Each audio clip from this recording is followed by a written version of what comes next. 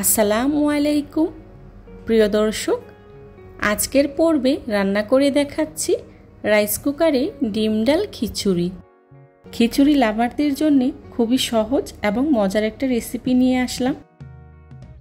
যারা নতুন রাঁধুনি তারাও একদম পারফেক্টভাবে এই খিচুড়ি রান্না করতে পারবেন। অল্প কষ্টে ঝামেলাবিহীন সহজ একটি রান্না।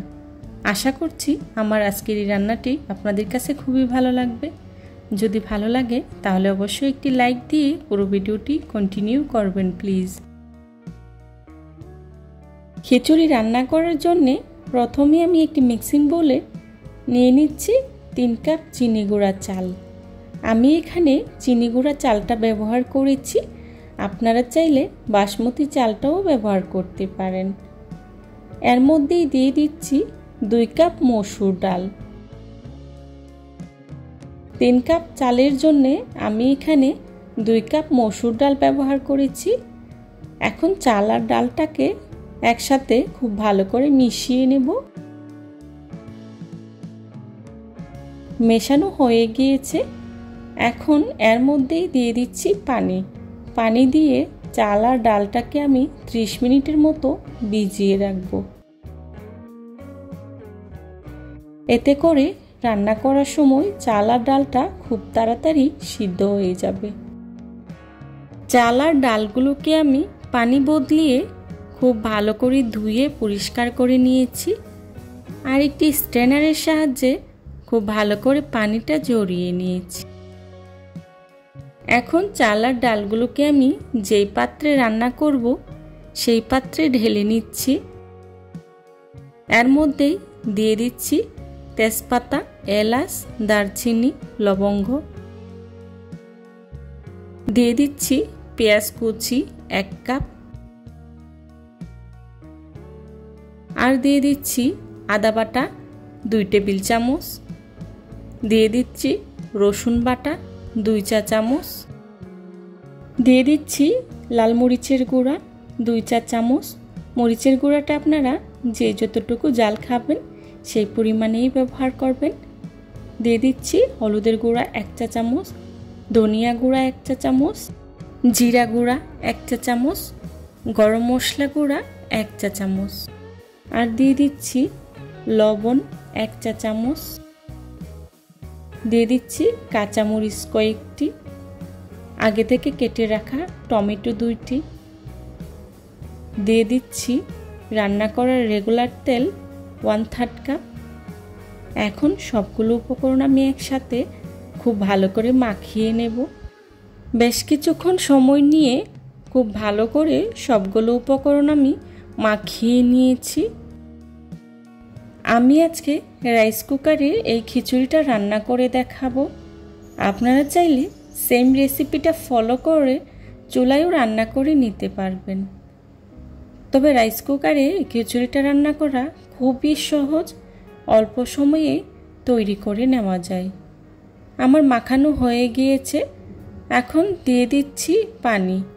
5 কাপ চাল আর ডালের জন্যে আমি এখানে 5 কাপ পানি ব্যবহার করেছি।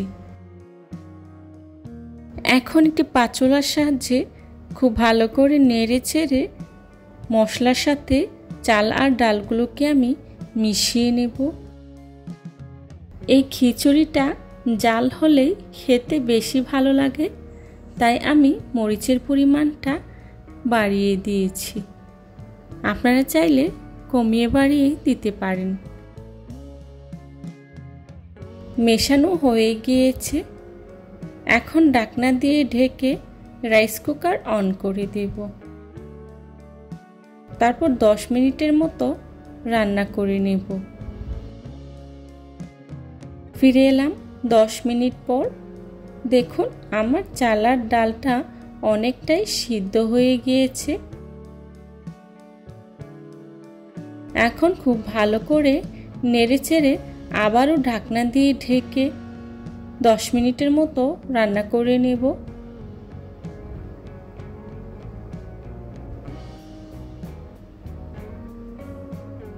আমার খিচুড়ি রান্নাটা প্রায় হয়ে গিয়েছে।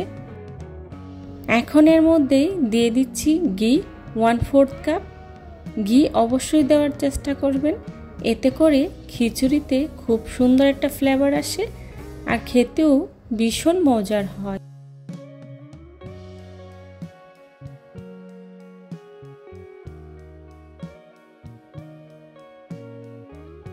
খিচুড়িটাকে খুব ভালো করে নেড়ে নিতে হবে, না হলে নিচে লেগে যাওয়ার সম্ভাবনা থাকে।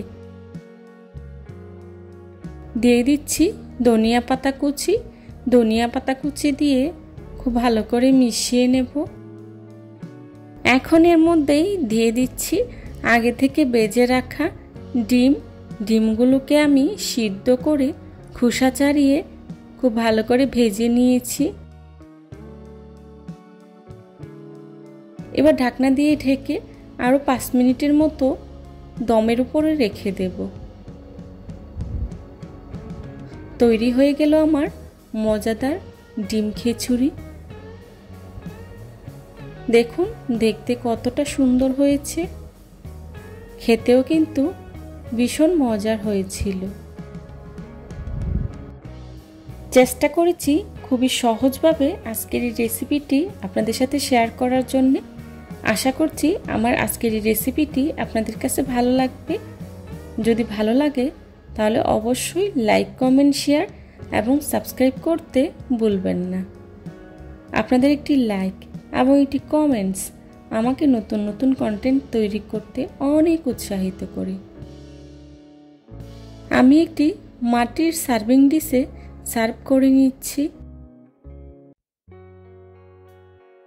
রেসিপি ভালো লাগলে বাসায় একবার হলেও ট্রাই করে দেখবেন, আর কেমন হয়েছে আমাকে কমেন্টস করে জানাবেন।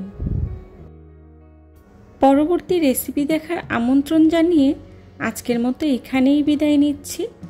সবাই ভালো থাকবেন, সুস্থ থাকবেন। আল্লাহ হাফেজ। আসসালামু আলাইকুম।